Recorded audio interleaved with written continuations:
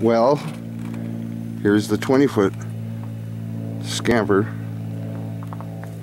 that I was originally working on.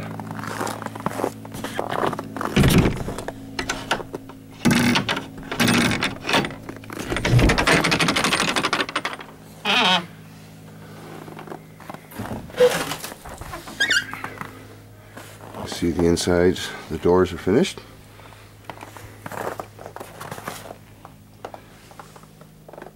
I'm actually working on a smaller one right now that I picked up in the meantime, so being almost broke, I had to borrow a couple of hinges off this one. But it's ready to be finished on the inside and the outside to close it in.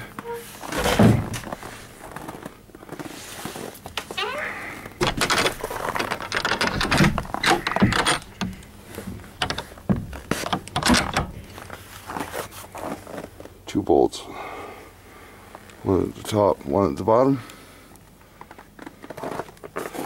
There you have it.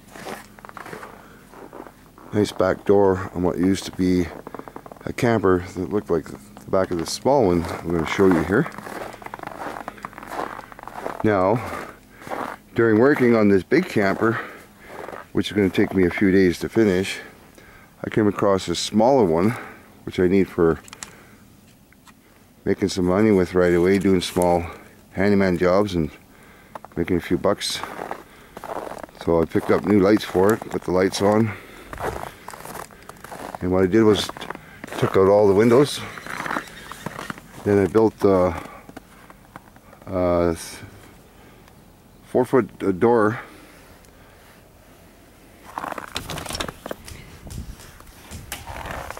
where the side door used to be. There's the old door, the little 2-foot door. What I did was I added a 2x6 on the bottom here. Then I took some leftover siding that was on the trailer and made a step up, and then a little walk down into it, because the way this little camper came, it has a sort of a drop down subfloor. And there's where the old bed, the washroom was there, the furnace, the stove, and everything, which is all laying out here, fridge, and the water tank that comes with the little campers. As you can see, I've got it, I've paneled, I used some old wall paneling, insulated the inside of the windows and framed it inside with 2x2s to strengthen it. Here's where the skylight was. And up on the roof, I being an ex-roofer, I used a piece of wood the same size and then a piece of aluminum on top of it to protect it from hail damage or water damage, and I used roofing cement to seal it. Then I screwed it through the top so it's nice and flat. And I left this little window in, little sliding window for ventilation, because there's no roofing ventilation in it. So in the hot summer, even though the door may be shut and locked, or you may have somebody's stuff in it, and it's getting too hot, you can open that little window and let it air out. Then two simple little latches on the outside, cheap, $3 a piece. And the bolts, what I did was I left a frame in here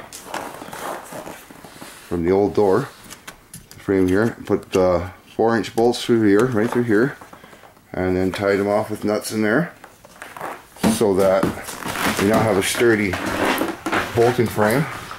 Then on the inside, you can see I ran a 2x4 all the way across the top, went in through the little cupboards over here, punched a hole through there with the chisel all the way up to the front. So now it has the whole support of the old wall that was there to make the actual door frame sturdy and strong enough to hold this door.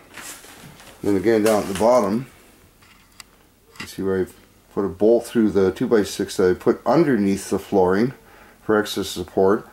Then drove a bolt through there to tie in the L bracket which holds the bolted in frame of the bottom of the door.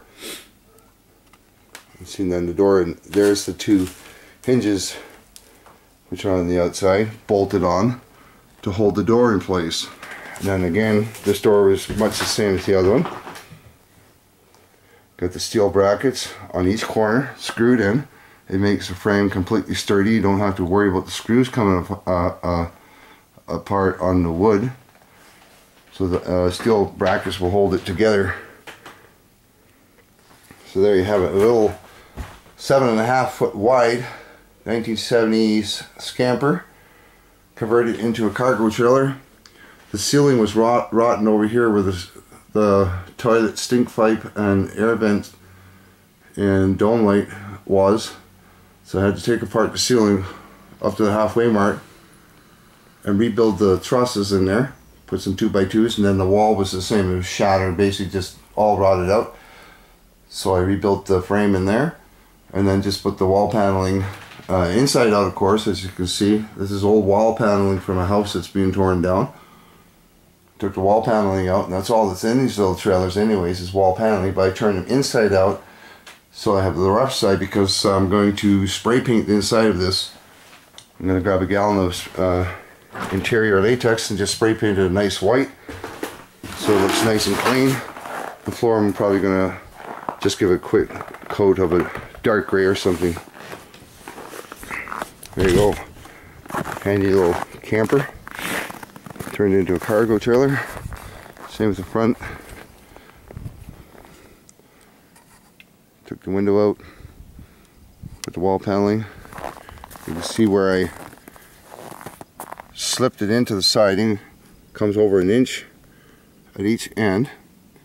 Then it goes under the old siding where the window was, up against the 2x2 framing inside here, put on the bottom, leave the lip overhanging out, and then screwed into the 2x2 framing that's in here all the way across. The reason for that is now you've got your water run down, water run right off, not water go in behind. The same with side windows. Same thing inside and either side, just to meet up with the 2x2 framing that's in there. Underneath the old siding and outside on the bottom. So you have that runoff. Now with this,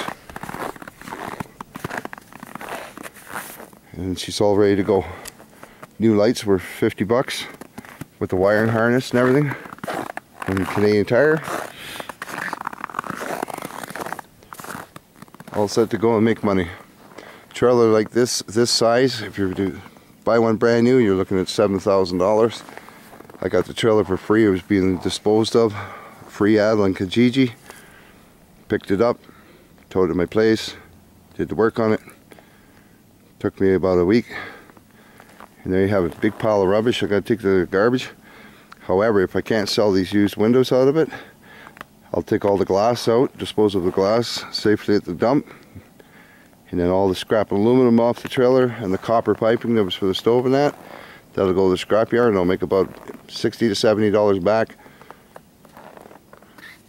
hence paying for most of my work. So there you go. With this, I plan to pull out of bankruptcy. We'll keep you updated on how things go. Thanks for watching. Subscribe to our channel, please. laughblast.com.